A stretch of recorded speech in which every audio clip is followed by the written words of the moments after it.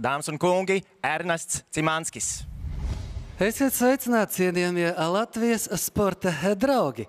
Lai arī Ziemassvētku laiks ir tāds klusāks un mēdz viņu saukt par gaidīšanas laiku, sporta pasaule īpaši nevēlas gaidīt. Tā gaida vienīgais, ko vēlas sagaidītās, tā gaida jaunas medaļas. Tikai 2 vai 3 dienas būs pārtraukums Premjerlīgā, lai jau otrajos Ziemassvētkos 26. decembrī atkal ar 8 spēlēm atsāktos Premjerlīga.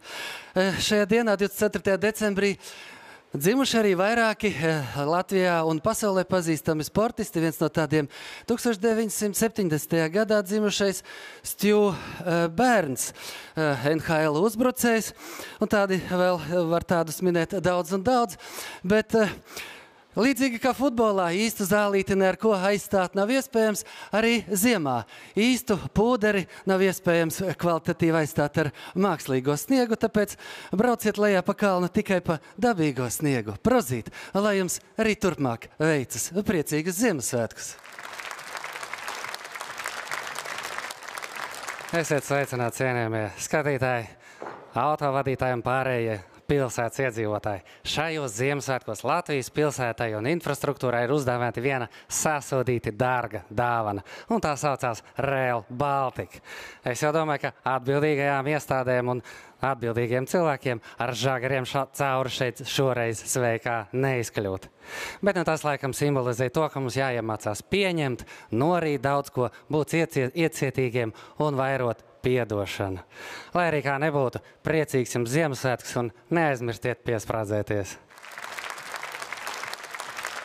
Esiet sveicināti, cienījamie skatītāji un Ziemassvētku tīkotāji.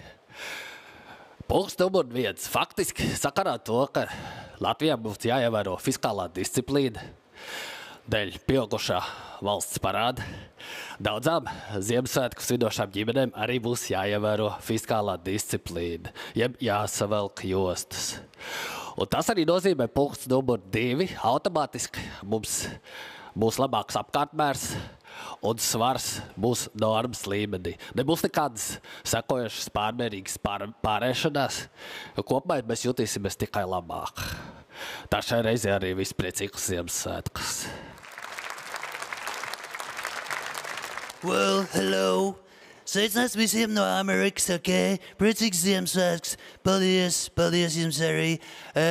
Ja nu kāds ir pelnījis žagaru šajos Ziemassvētkos Amerikā, tad, protams, tā ir Kamala. Kamala ir pelnījusi žagarus. Un rītā notiks svinīgā Kamalas nopēršana žagariem tepat Baltajā namā, ok? Tā kā visi laipni aicināti. Bet es zinu, ka latviešiem nepatīk, ka mēs Amerikā pārāk daudz drukājam to dolāru. Pārāk daudz mēs viņu drukājam. Es tāpēc no savas puses varu apsolīt mazliet piebremzēt valodas drukāšanas mašīnas jaudas, ok? Lai kopumā Latvijas ekonomika atkal būtu lieliska, apakaļ un veiktspējīga, un Latvijā atkal būtu ekonomiski veiksmīga un izdevusies valsts, ok? To es apsolos no savas puses. Priecīgs jums Ziemassvētkus. Tikai nekādas fake news, ok? Nekādas fake news par šo raidījumu.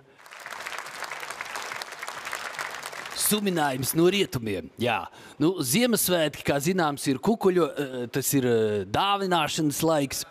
Un, protams, dāvanas, kuram te nepatīk saņemt, bet pāri visam es gribētu aicināt un novēlēt Ziemassvētkos būt iecietīgākiem vienam pret otru, vai ne?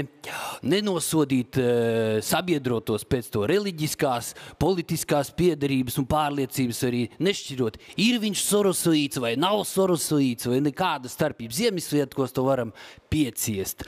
Un mācīsimies arī dot, vai vismaz demonstrēt, ka jūs spējat dot ar ideju, ka jūs jau drīzumā varēsiet ņemt. Un ņemt daudz un vairāk.